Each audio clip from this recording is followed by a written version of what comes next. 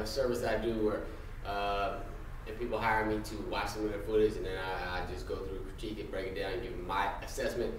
Typically, I email them something back.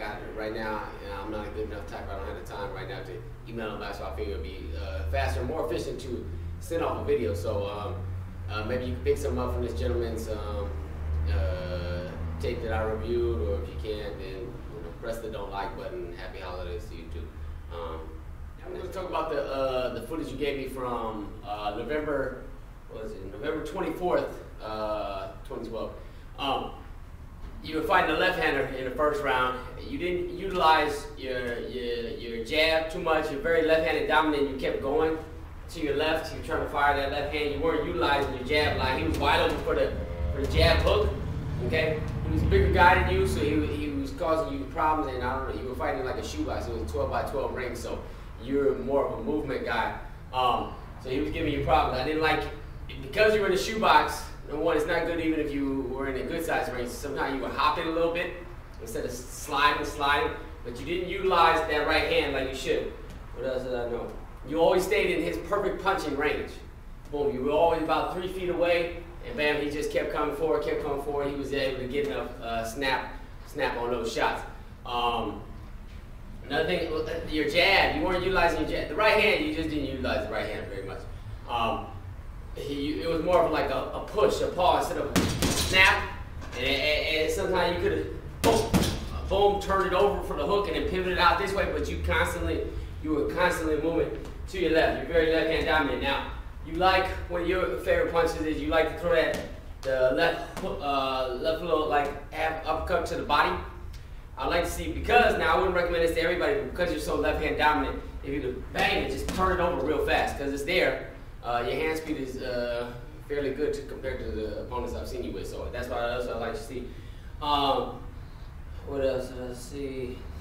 Your defense, I don't know about your defense too much. It didn't seem like you were turning your defense into offense. Your defense was more just, you use your feet more for defense, and in that small ring, coupled with that guy was bigger than you and just pressuring you, you had a hard time fending him off, and your defense was more just standard, just covering up and trying to move as opposed to taking punches and turning some defense into offense.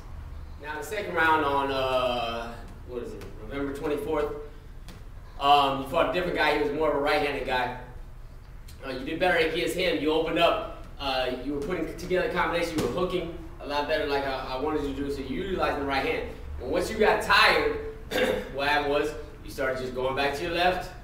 It just started only using your left hand. Another thing, sometimes you get into these flurries and you slap wide, or you like to uppercut around the side. Instead, I would like you at some point to get your head to the outside of the guy, and when you come down, boom, you drop a straight shot to the body. You're always over here looping this instead of when you're doing it. I mean, I don't recommend the slapping flurries, but mix it up and boom, get that head to the outside and really drive boom, boom, and then come back over, and then you can pivot out. Okay, but you did better this round. Especially in the beginning, you were putting combinations together. I mean, you were basically having your way with this guy.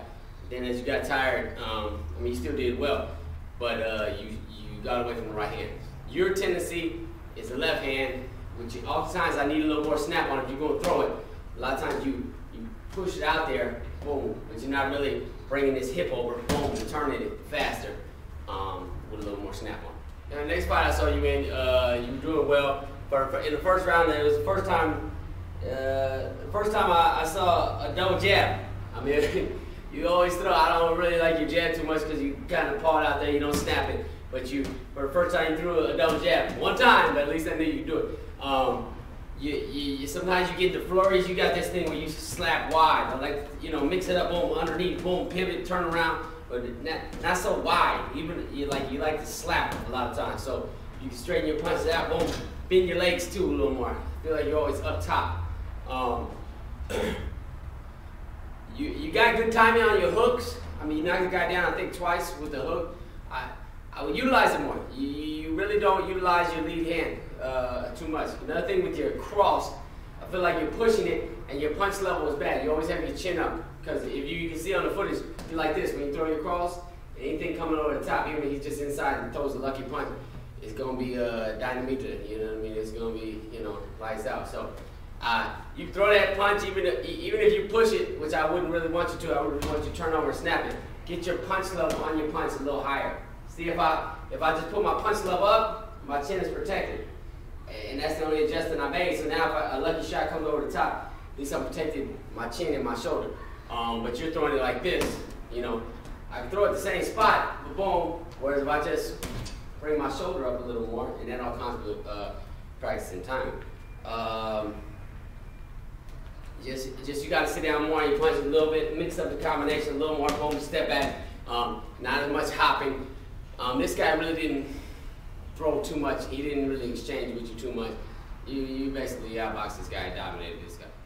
Now the final round of this one on, what was it, November 3rd? I thought it was your best boxing. I mean, the guy in front of you wasn't too much, wasn't throwing too much. You already had tamed him, so to speak. I just want you to keep your chin down. You're still only throwing out one jab at a time. You really need to utilize that jab, you know, hooking off the jab, you know, whatever you got to do. Keep your chin down though.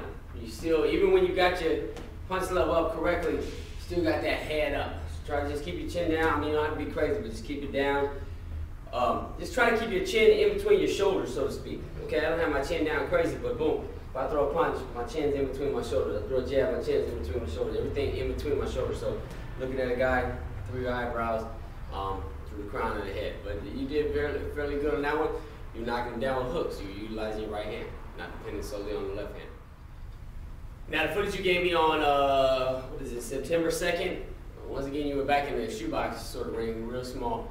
The guy you were fighting, he was difficult. He was like a washboard. He was throwing punches. Wow, he really didn't have too much boxing technique, so it was hard sometimes in that small ring. You got some wild man in front of you. But with the one thing you can't do when you're in there with a wild guy is just still being on your toes, bouncing up and down, especially when he's in your range. That's the problem. People, you cannot be bouncing up and down while you're in somebody's range. You be bouncing up and down when you're outside of somebody's range, but not when you're inside somebody's range. So another thing, he was just pressing you and throwing wild shots.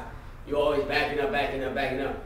At some point when he's coming in, boom, step into him, make him stop his feet, boom, let your punches go, just break up his rhythm. Don't let him just keep coming and coming and coming and coming. Just make him stop, make him reset. Another thing, a few times you followed up your combination with a hook and pivoted out, but I would like to see you do that more and turn him a little more. Turn him more, boom, keep him turning, stop it, breaking up his rhythm, stepping back. You were in a small ring, so you were going to have to use good movement. You were like kind of, instead of stepping and sliding from your hips, you were jumping, and a few times he caught you with some punches, you were kind of jumping. You know, you were in a bad boxing position. So it's more stepping, sliding through the hips. Okay. Now the final round on September 2nd, second round, you had already tamed this guy. I don't know what the ref was saying. He kept saying you were pushing him, but you were dominating. I didn't see any pushing, but what I need to, you heard him with some good shots to the body, and that's what I'm going to talk about in an overall analysis. I would like to see you utilize that shot more. A straight shot to the body is, you know, you loop around, you get with that uppercut. I like to see a straight shot to the body, keeping your head to the outside of the opponent, and come back up with a hook. Utilizing your lead hand, your right hand a little more, boom, hooking off of it, keeping it busy, and then you're going to land your left cross to your most dominant punch, your signature punch that I see so far. But two, when you do throw that signature punch, boom, turn over, get that shoulder up, boom, so you're protected, okay? You can still throw it fast how you do, boom, but just turn, bring that foot around, and have that shoulder up a little higher. Because right now you're kind of pushing it like this, like pushing, and I don't know too much about you. I don't know if you're not willing to engage. It doesn't look like you have any fear of engaging, but boom, when you commit, boom, boom, you can still throw it fast, boom, and step out, but you're kind of pushing it and going like this, and somebody catches you with a looping shot, and it's just a little more effective. Just boom, boom, boom, and get in a little more at the legs, stepping, sliding, shooting straight shots, changing up your rhythm. When you get tired, you only go to your left. Boom, suddenly stepping around, moving. That's where the hook comes in. Pop, pop, pop, boom, turn that hook, turn over, okay? Overall, you're a good boxer. I mean, I don't know how many rounds I watched of you, but you won just about every round except for that big guy in that little shoebox, that lefty. But just keep working on your game. I'd like to see you a little too upright for me. Maybe a little more feints, maybe a little more shiftiness. But overall, you got a good boxing style. You just need to utilize your hook. I mean, you got a lot of potential in that hook. You just got to use it. Thank you.